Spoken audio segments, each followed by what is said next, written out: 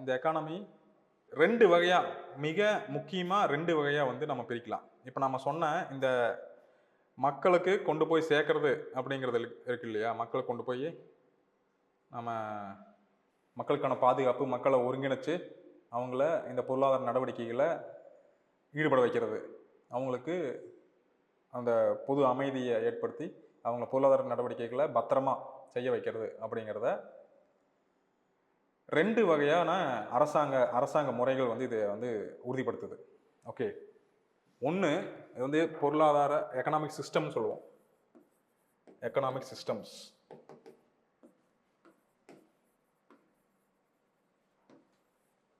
ஒன்று கேபிட்டலிஸ்ட்,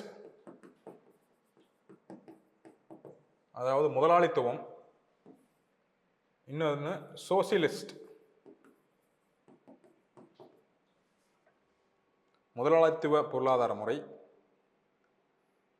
சமதர்ம பொருளாதார முறை.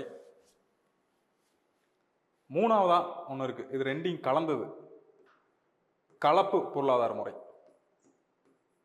Mixed economic system. Mixed economic system.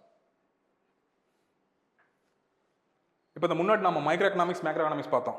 அது அது என்ன அப்படிங்கிறத பார்ப்போம். மைக்ரோ எக்கனாமிக்ஸ் அப்படிங்கிறது, இப்போ நீங்கள் உங்கள் வீட்டில் உங்கள் பொருளாதாரத்தை முன்னேற்றிக்கிறதுக்கு ஒரு சில வேலைகள் செய்கிறீங்க. ஓகே, விவசாயம் செய்கிறீங்களோ அல்லது இது மாதிரி உற்பத்தி தொழிற்சாலையில் தான் வச்சுருக்கீங்க, அல்லது சேவைத்துறையில் ஈடுபடுறீங்க. ஏதாவது ஒரு துறை மூலிமா நீங்கள் வந்து பொருள் ஈட்டுறீங்க. You are earning income from whatever the economic activities you are doing. இந்த உங்களோட பொருளாதார அந்த நடவடிக்கையில், அந்த எக்கனாமிக் ஆக்டிவிட்டியில் நீங்கள் என்ன மாதிரியான வேலைகள்லாம் செய்கிறீங்க? வந்து ரா மெட்டீரியல்ஸ் வாங்குறீங்க, அதை ப்ராசஸ் பண்ணுறீங்க, அப்புறம் அதை வந்து கொண்டு போய் வெளியே விற்கிறீங்க, அல்லது சம்பளத்துக்கு வேலை பார்க்குறீங்க.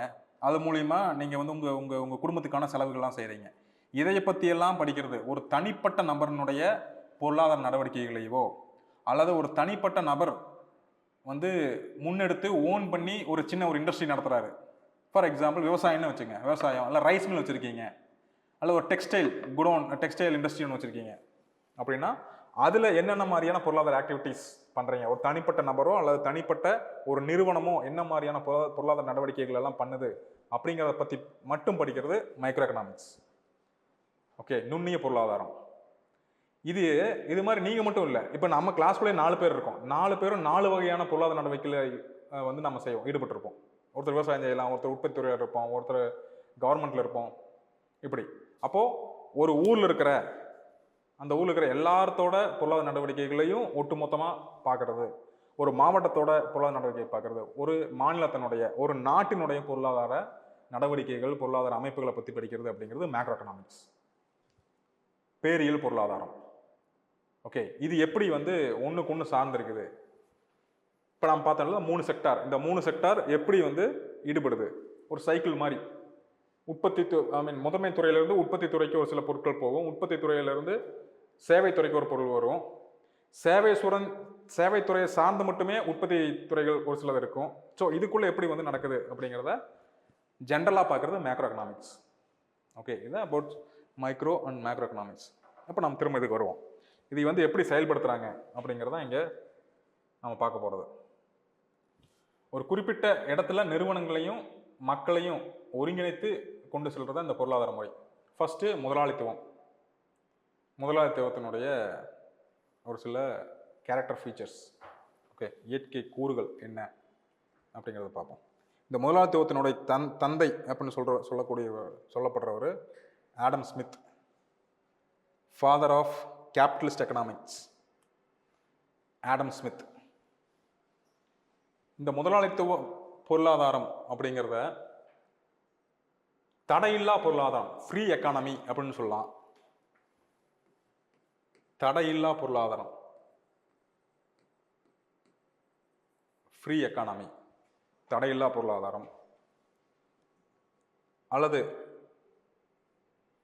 அங்காடி பொருளாதாரம், மார்க்கெட் எக்கானமி.